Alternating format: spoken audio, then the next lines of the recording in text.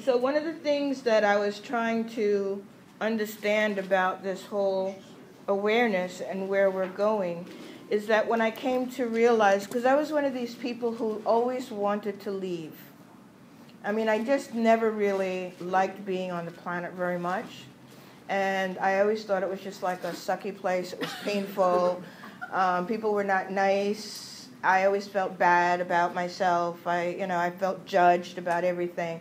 And I was like, I just can't wait to get to heaven. I'm just so ready to go. I mean, it's not that I wanted to die or anything, but I was a person who really believed that the earth was like a torture prison. And it has become that, but that's not what it was designed to be. And so I was just ready to go. I was always ready to go. And the thing that was most shocking to me, and then initially most disappointing, but I've come to realize that it's actually quite positive, was that the objective of the whole evolutionary process is to stay here. And so I was like, what do you mean? I can't go to heaven? I got to stay here? And then I began to recognize that the underlying purpose of spiritual work and spiritual calling, at least for me, was to transform this into the heaven. And so it's not about doing your duty, passing, the gate, passing the test, and going to heaven at all. In fact, what happens, you just come back and have to do it again. So it's like, what's the point? So I finally decided, you know what? This time I'm just going to get it right, because I don't want to, either I want to be here and it be good, or I want to leave and not come back. But to have to keep cycling through is just, who wants to do that anymore? And so I just really dug into how to do that, how to make that transition and what it really requires. And what I discovered is that it's not about being good, but it is about doing hard work. And it's really about acknowledging yourself and loving yourself, accepting who you are, and just really godifying yourself. That's really what it's for. That's what we're here to do. And so when I began to realize that our true purpose for being on the planet was to be the gods here, not to be the slaves. And so somewhere along the line, something went terribly wrong.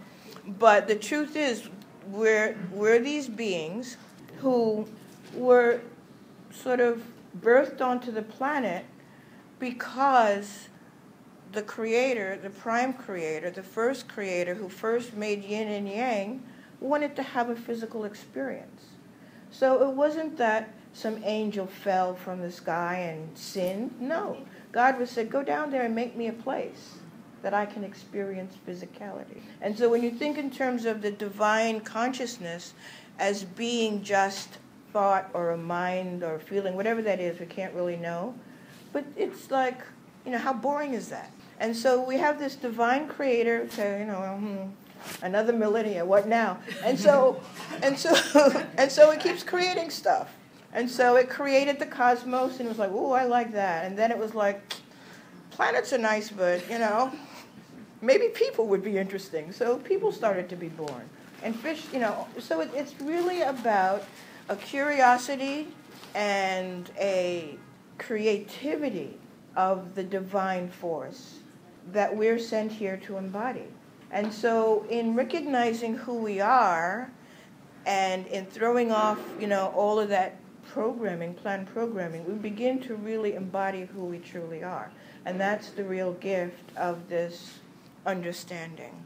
And so I started thinking about this question. You always hear, what comes first, the chicken or the egg? And so I'm saying to myself, okay, in the creation process, which comes first, the chicken or the egg? Well, because the universe is actually quite of a paradox, they both come first. In the sense that if you think in terms of the divine essence that's creating something, you could think of that as an egg, in a sense. It's just a nebulous unconsciousness, and it's sending its energy to become something else. So the first chicken had to come out of an egg of something. It may not have been a chicken, It might have been an alligator. But, so there's a thing where it has to come from, we all come from some other being, some other energy, some other essence. And so the egg had to come before the chicken. But at the same time, if the chicken is, like us, a creator being, then it can do the same thing. And we can create something new through that birthing of our egg, that birthing of our process. So when we want to have an experience, or we want to have an expression, a child, not necessarily a physical baby child, but we're birthing something into the world, that's the chicken creating a new egg.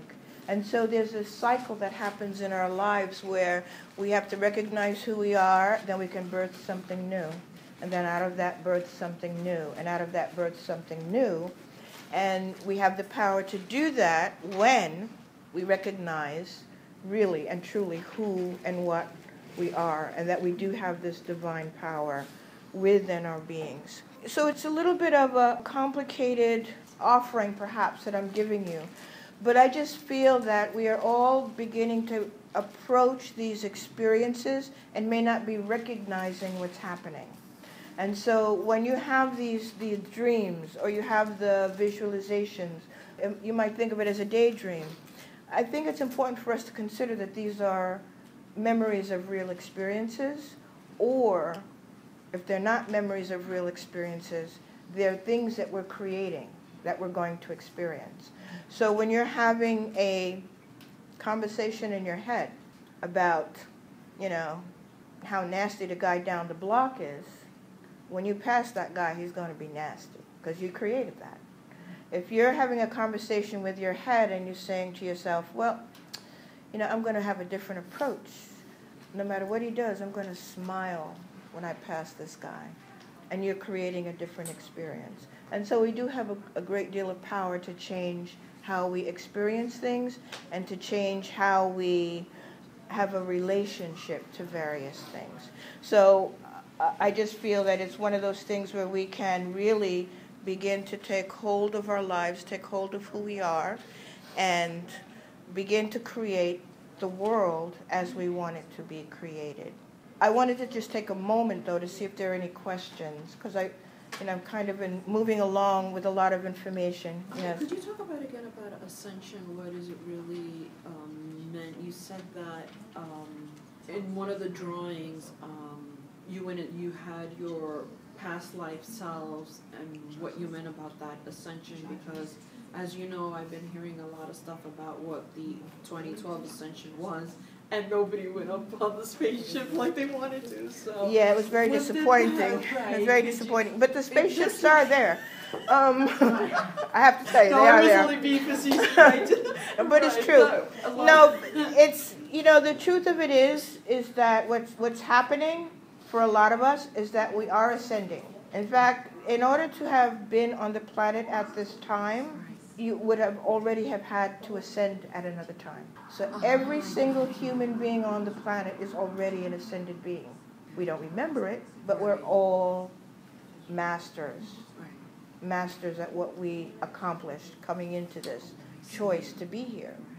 And the reason that we came here as masters is because what we're doing is we're creating an environment for the rest of the divine world to embody. And so, it's been a very difficult process. We come in as these innocent little babies, in a way, into this birthing process and into this world of chaos and pain. So it's been a very difficult cycle. But we came here as masters because we were convinced that we could do it. We're like the A-team. Everybody who's on the planet is the A-team. And in terms of the billions of life forms that there are in the cosmos. And so we came here to transform this place, and it was necessary to transform because there was, some chaos that was introduced here. And so there was chaos introduced here because Gaia came in, started as an archangel, embodied as a planet, and gave birth to the world to have a playground for the divine world. And then, you know, and then from another solar system, the guys were like, oh, that looks like a fun place. Yeah. I want to take over that place. And so we had a merging of consciousnesses here. Right. But it looks like, at least that's how it looked. It looked like there was a merging of of a takeover. But it's really a merging of consciousness.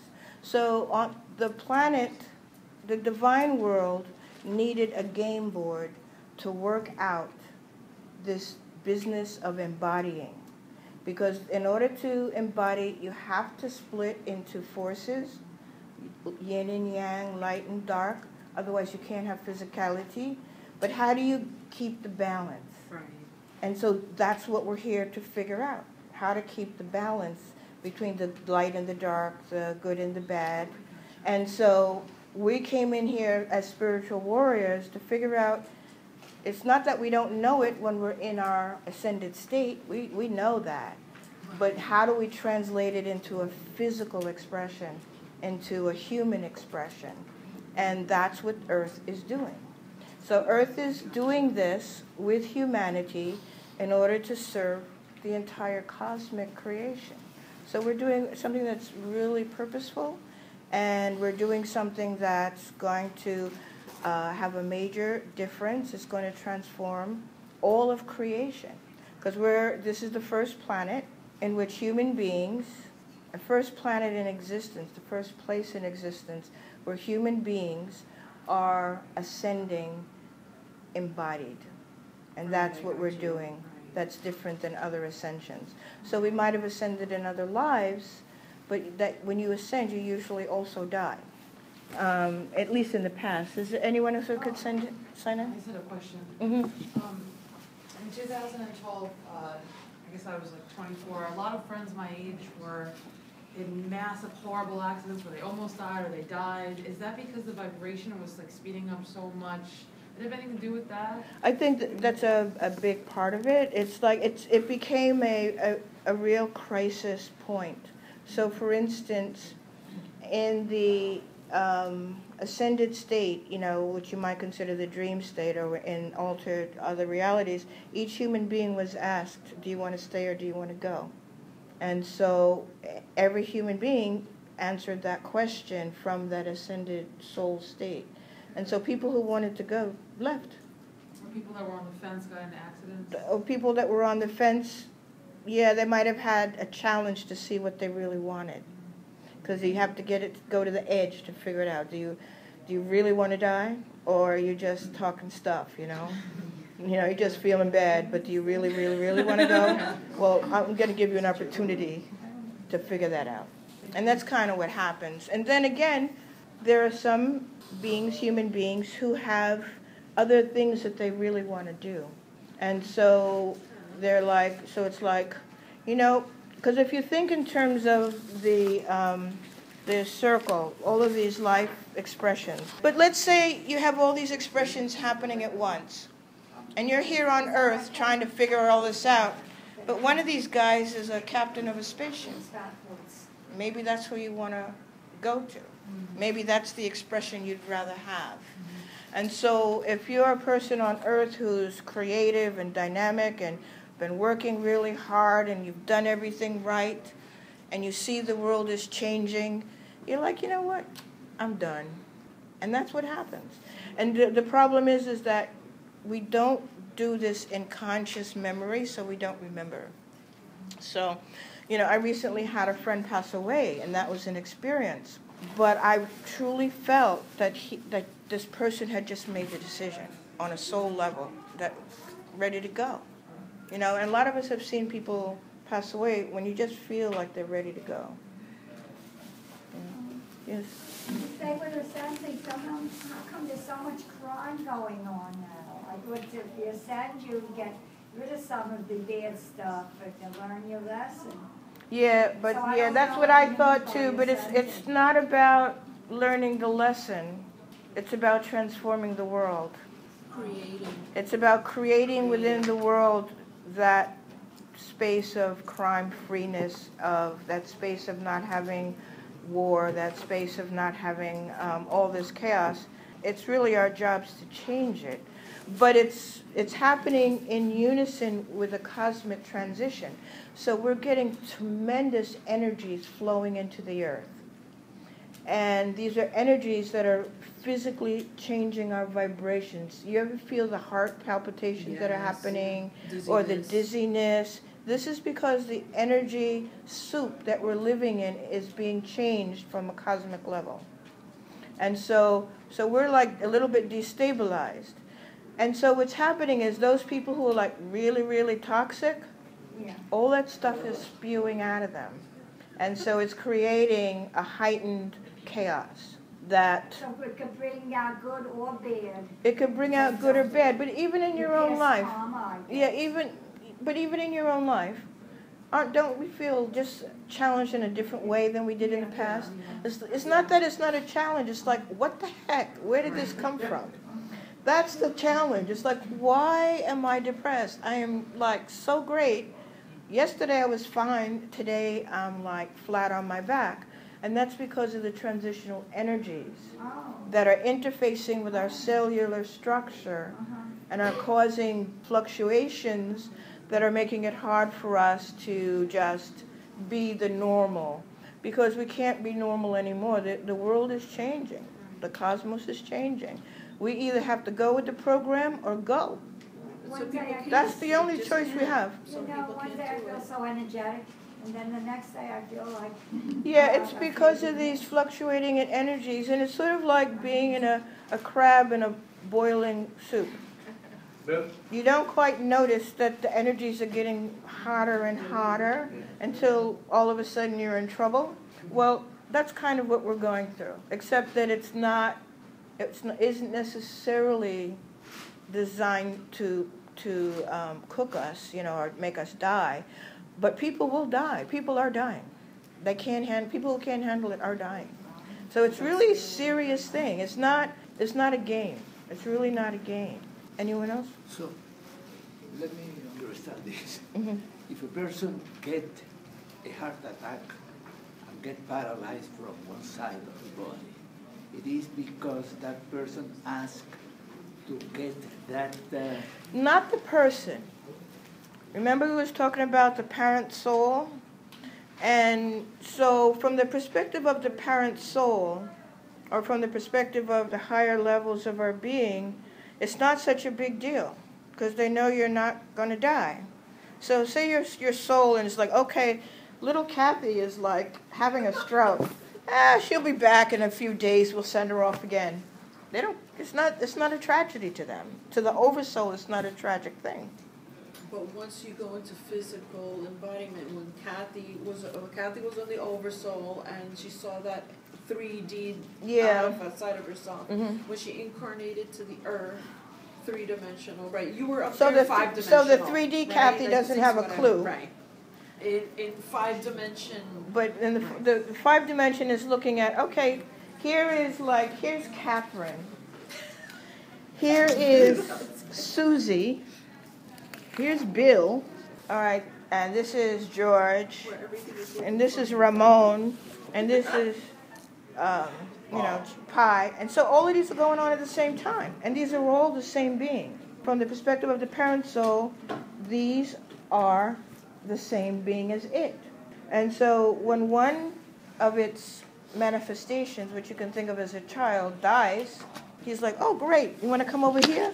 I got a great life for you. It's not a big deal to the oversoul. To us, it's a tragedy.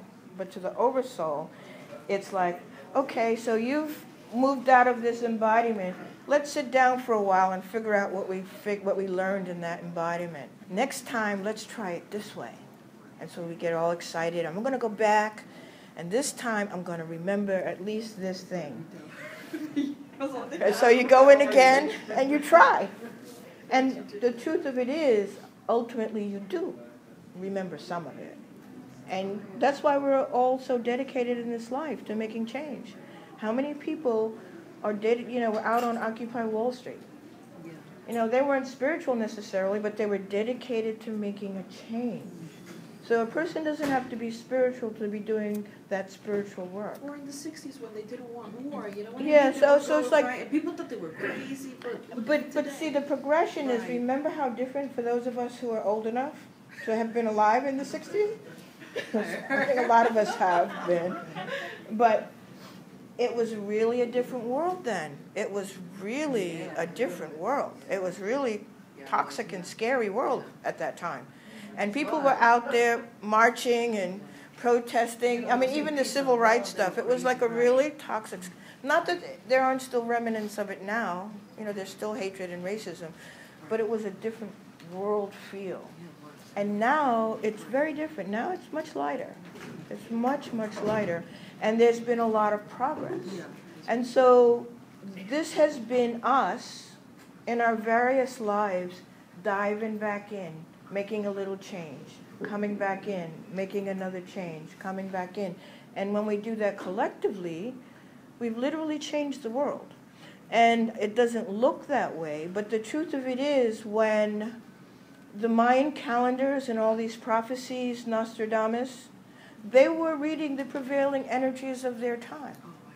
So if we stayed in the energy of Nostradamus, we'd all be gone. Okay? If we stayed in that energy, then the world would have died. You know, the Mayan calendars and the Aztecs, they didn't tell us that the world would change, but the period would die, and then something new would be born of it. They had a different perspective. But the truth of it is, we might not have made it. We might not have changed the world significantly enough to still be alive, but we did. So as a human race, even the most toxic, scary people are part of the whole picture because it's the most toxic, the most scary, the most heinous people that motivate the change. So they're also doing God's work.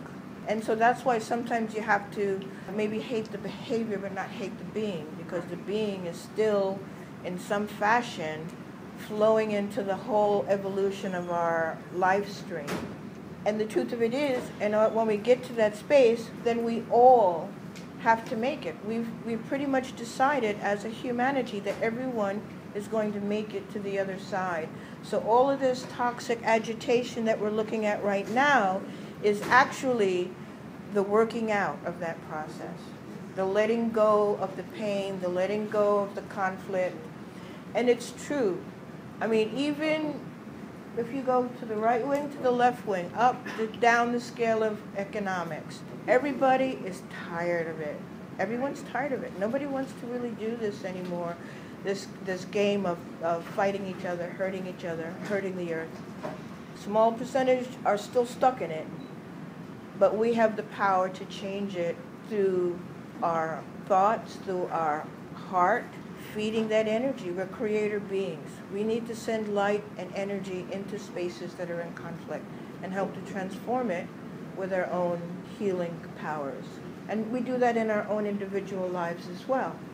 Instead of letting the mind poison our lives, we have to release those thoughts and allow our hearts to generate that creative flow.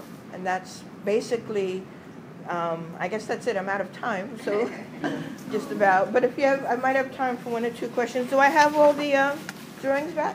Okay, cool. And if you have any questions, thank you. My table is just a little bit far across the way. If you have any questions, you could come over.